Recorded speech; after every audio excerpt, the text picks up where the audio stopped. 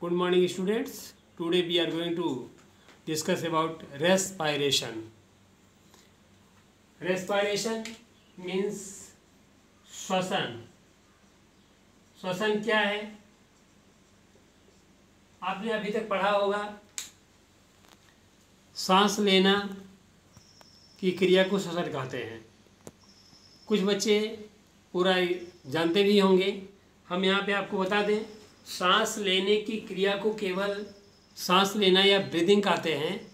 वो छोटे बच्चों के लिए वो बातें सही थी. अब यहाँ पे आप जानेंगे कि श्वसन क्रिया में पूर्णतः क्या होता है. वह क्रिया जिसमें हम वातावरण से ऑक्सीजन ग्रहण करते हैं तथा हमारी कोशिकाएं भोज्य पदार्थ का ऑक्सीकरण करती हैं, जिसके फलस्वरूप ऊर्जा निकलती है तथा CO2 और जल निकलता है. इसमें बनी हुई CO2 को शरीर से बाहर निकालना, इस संपूर्ण क्रिया को श्वसन कहते हैं. आप देखें, हम लोग जो भोजन लेते हैं वो सेल में जाकर के इस तरह ग्लूकोज के फॉर्म में, और जो हम लोग ऑक्सीजन ग्रहण करते हैं श्वसन में, ये CO2, H2O और एनर्जी का फॉर्मेशन करते हैं. यही CO2 वापस फेफड़े में आकर के नाक से बाहर निकलती है. इस संपूर्ण क्रिया को श्वसन कहते हैं. ये इक्वेशन आप याद रखेंगे, बहुत ही इम्पोर्टेंट इक्वेशन है. इस इक्वेशन को आप रट लीजिए, पूरी तरह से लर्न कर लेंगे. श्वसन दो प्रकार का होता है. देखें आप, एक है एरोबिक रेस्पिरेशन,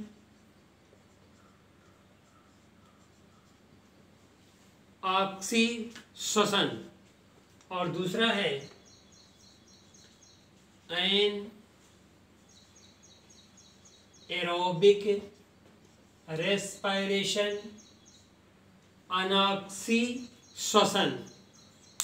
ऑक्सी श्वसन, aerobic respiration, anaerobic respiration, अनॉक्सी श्वसन. दोनों को एक साथ समझेंगे आप.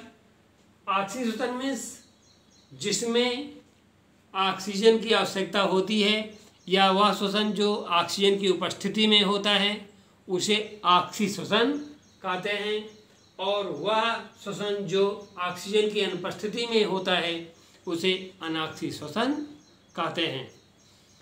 कभी कभी ऐसी स्थितियां भी आ जाती हैं कि जीवधारी को ऑक्सीजन नहीं मिलता है, या कुछ जीवधारी बिना ऑक्सीजन के भी श्वसन करते हैं.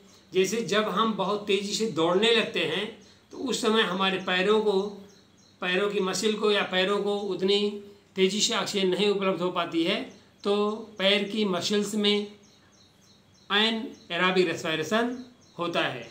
या खेत पानी से भर जाता है तो पौधों की जड़ों को ऑक्सीजन उपलब्ध नहीं हो पाता. ऐसे केस में अनॉक्सी श्वसन होता है. बंद बीजों के जो गोदाम होते हैं उनमें गैसीय एक्सचेंज नहीं होता है, पूरी तरह से एयरटाइट बंद होते हैं. कोल्ड स्टोरेज वगैरह होते हैं, उनमें भी अनॉक्सी श्वसन होता है. इस प्रकार अनॉक्सी श्वसन की आवश्यकता होती है. उन जीवों में अनॉक्सी श्वसन बिना ऑक्सीजन के श्वसन क्रिया होती है. आगे जानेंगे. ऑक्सी श्वसन में फूड मटेरियल का, भोज्य पदार्थ का पूर्ण ऑक्सीकरण होता है, जिसके फलस्वरूप अधिक मात्रा में ऊर्जा निकलती है. जैसे अभी लिखा था C6H12 O6 glucose plus O2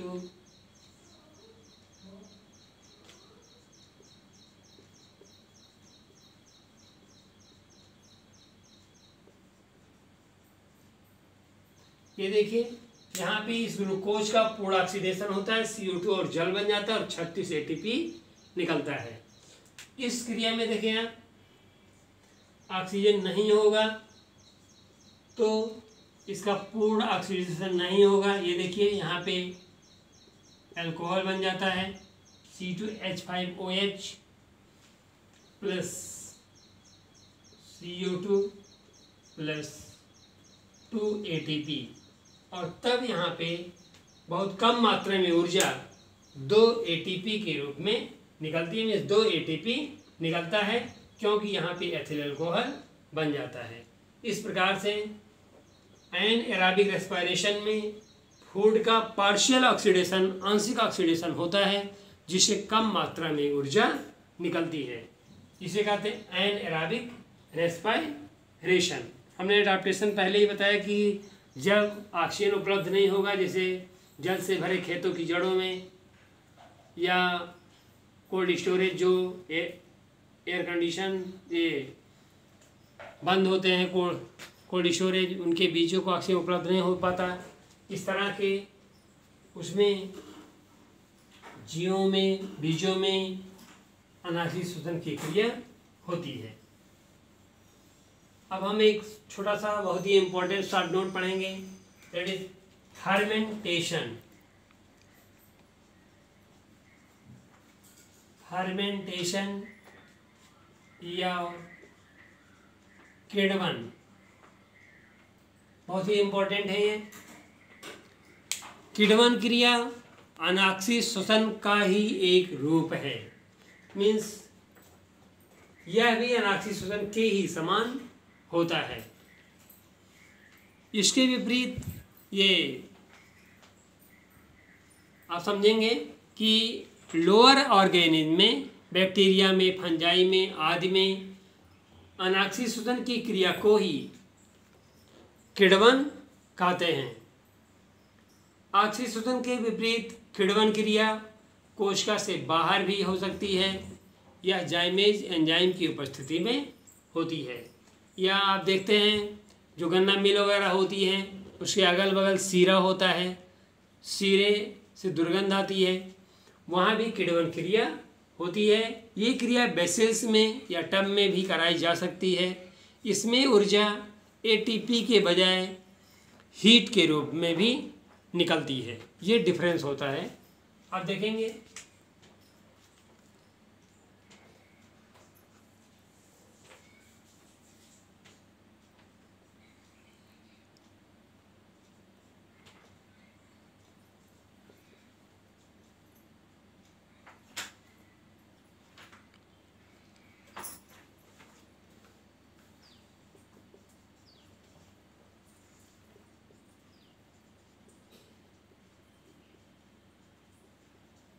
ये चीनी है, शुगर है, C12H22O11, इसका जल अपघटन होता है, दो मॉलिक्यूल्स ग्लूकोज बन जाता है।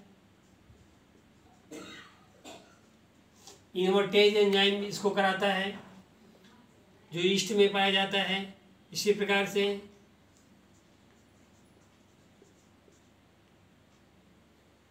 ये क्रिया होती है। इसमें C2H5OH अल्कोहल, CO2 और एनर्जी बनती है।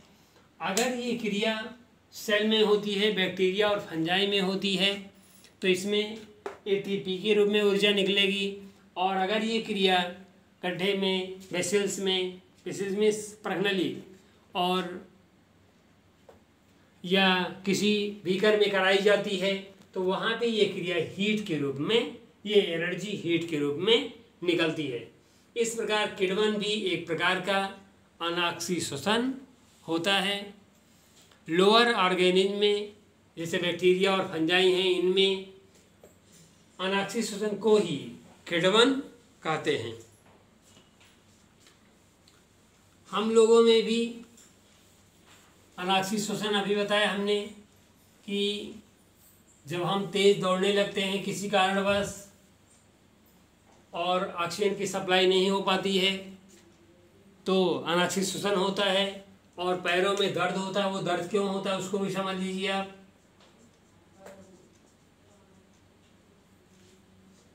इसमें